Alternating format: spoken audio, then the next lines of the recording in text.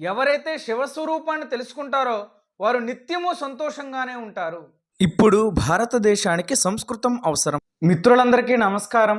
ఈరోజు మహామహిమాన్వితమైనటువంటి శివనామ శబ్దానికి అర్థాన్ని తెలుసుకుందాం.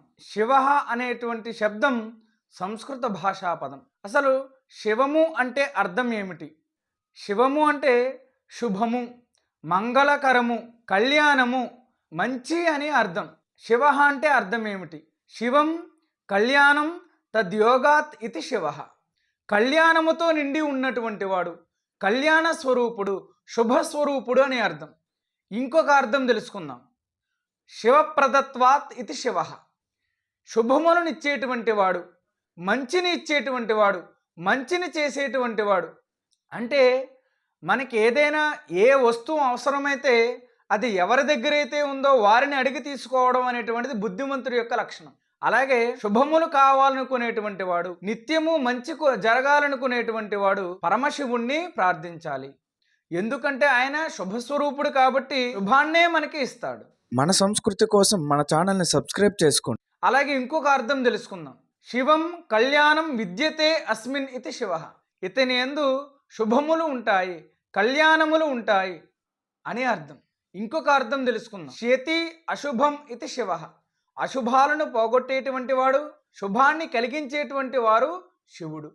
ఎప్పుడైతే శివ అనే పదానికి మనం అర్థం తెలుసుకున్నామో, ఆ అర్థంలో ఉండేటువంటి గుణాలను తెలుసుకున్నామో, మనలో భక్తి చిరస్థాయిగా నిలిచిపోతుంది. ఎందుకంటే మోక్ష సాధన సామగ్ర్యాం భక్తిరేవ గరియేసి. భక్తి ఎప్పుడు మనకి పెరుగుతుంది? భగవంతుని యొక్క కథలు వినేటప్పుడు, భగవంతుని యొక్క గుణగణాలను మనం తెలుసుకునేటప్పుడు మనలో భక్తి చిరస్థాయిగా నిలిచిపోతుంది. కల్పాంత స్థాయినో గుణాహ. గుణాలు చిరస్థాయిగా నిలిచిపోతాయి.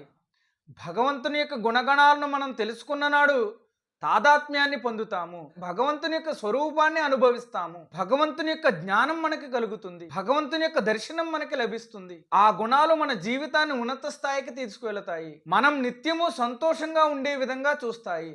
ఆ గుణాలే మనల్ని నిరంతరం కాపాడుతాయి. ఎందుకంటే సగుణ స్వరూపంలోనూ నిర్గుణ స్వరూపంలోనూ భగవంతుడు ఉంటాడు కాబట్టి ఆ శివునిలో ఉండేటువంటి గుణాలను మనం గ్రహించాలి, శివుని యొక్క స్వభావాన్ని అర్థం చేసుకోవాలి. ఎవరైతే జీవితంలో సుఖంగా ఉండాలనుకుంటారో, సంతోషంగా ఉండాలనుకుంటారో, ఆనందంగా ఉండాలనుకుంటారో వారు శివుణ్ణి ప్రార్థించాలి. అలాగే ఇంకొక అర్థం తెలుసుకుందాం. శతి పాపం ఇది శివ. మనలో ఉండేటువంటి దోషాలను, చెడుని అంతమొందించేటువంటి వాడు, చెడుని పోగొట్టేటువంటి వాడు, కళ్యాణాన్ని కలిగించేటువంటి వాడు శివుడు. అలాగే ఇంకొక అర్థం తెలుసుకుందాం. శామ్యతి పరమానంద రూపత్వాత్ నిర్వికారో భవతి ఇది శివ. ఇది చాలా ముఖ్యమైన అర్థం.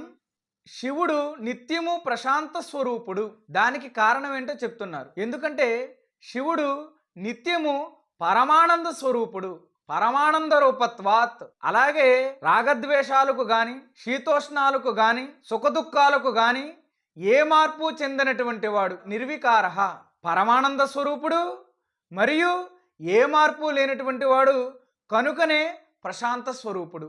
కాబట్టి అటువంటి మూర్తిని మనం ధ్యానిస్తే, మనం స్మరిస్తే మనకి కూడా పరమానంద స్వరూప జ్ఞానం కలుగుతుంది. ఇంకొక అర్థం తెలుసుకుందాం.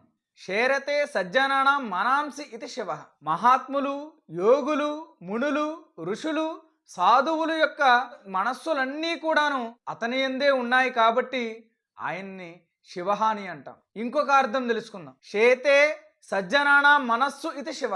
మునులు, యోగులు, ఋషులు, మునిపుంగవులు, సాధువులు యొక్క హృదయాలలో నిరంతరం నివసించేటువంటి వాడు కాబట్టే మనం శివ అని అంటాం. ఎవరైతే శివస్వరూపాన్ని తెలుసుకుంటారో వారు నిత్యము సంతోషంగానే ఉంటారు. జై హింద్.